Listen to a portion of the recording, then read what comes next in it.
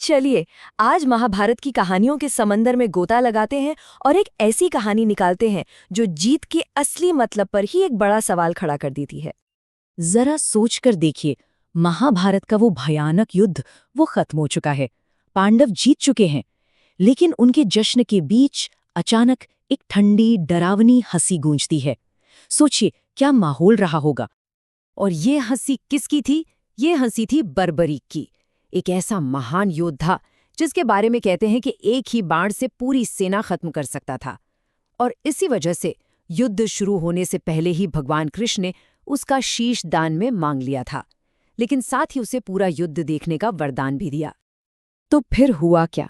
जीत के नशे में, घमंड में चूर पांडव बर्बरीक के उस कटे हुए शीश के पास पहुंचे, ये जानने के लिए कि आखिर वो हंस क्यों रहा है।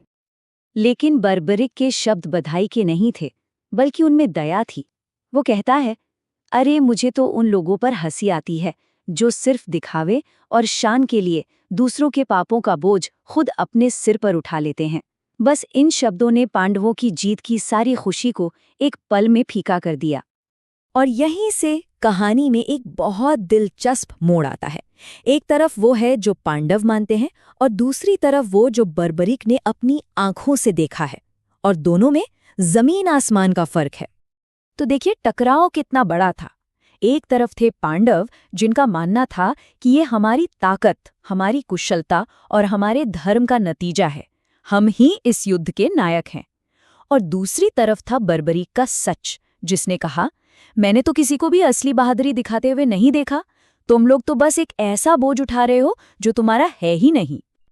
अब ऐसे में कोई भी योद्धा होता तो शायद गुस्से में आ जाता, लेकिन पांडवों में सबसे बड़े धर्मराज युधिष्ठिर वो गुस्सा नहीं करते। वो बर्बरीक की बात को मान लेते हैं। वो कहते हैं, हाँ ये कड़वा सच है, लेकिन है तो सच ही, और सच ही धर्म है। वो समझ गए थे कि बर्बरीक के इन शब्दों में कोई बहुत गहरी बात छिपी है। तो सवाल ये उठता है कि बर्बरीक ने आखिर ऐसा क्या देख लिया जो खुद मैदान में लड़ रहे योद्धा भी नहीं देख पाए। इसका जवाब छिपा है एक दिव्य वरदान में। देखिए, बर्बरीक कोई आम दर्शक नहीं था। भगवान कृष्ण की कृपा से उसे मिली थी दिव्य दृष्टि, मतलब एक ऐसी नजर जो माया के पार, जो सचमुच हो रहा है, उसे देख सकती थी। वो युद्ध के मैदान की असली कॉस्मिक सच्चाई देख रहा था। और बर्बरीक यही कहता है कि उसने युद्ध के मैदान पर एक चमत्कार देखा, एक ऐसा सच जो बाकी सबकी नजरों से पूरी तरह छिपा हुआ था। अब यहाँ से उस बड़े खुलासे की भूमिका तैयार होती है कि आखिर उसने देखा क्या था। तो चलिए अब कहानी के उस सबसे अहम मोड़ पर चलते हैं, जहां पर ये सारा राज खुलने वाला है। पांडव भी हैरान होकर ये सवाल पूछते हैं कि अगर हमने ये युद्ध नहीं जीता तो फिर मैदान पर वो असली विनाशक कौन था? और बर्बरीक का जवाब सब कुछ बदल देता है। और ये था वो सबसे बड़ा खुलासा।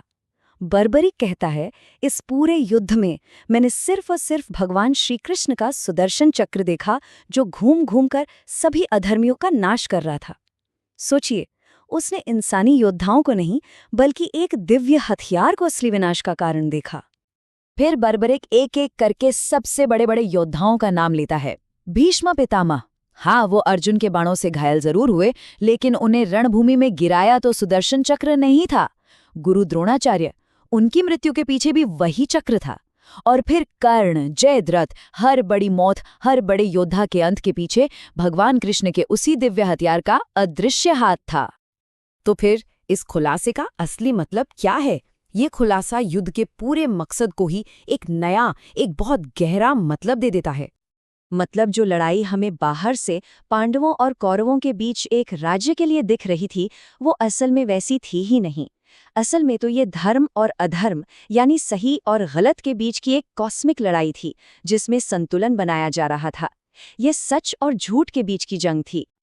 और यही है इस कहानी का सार। भगवान कृष्ण खुद धर्म की सेना का नेतृत्व कर रही थी।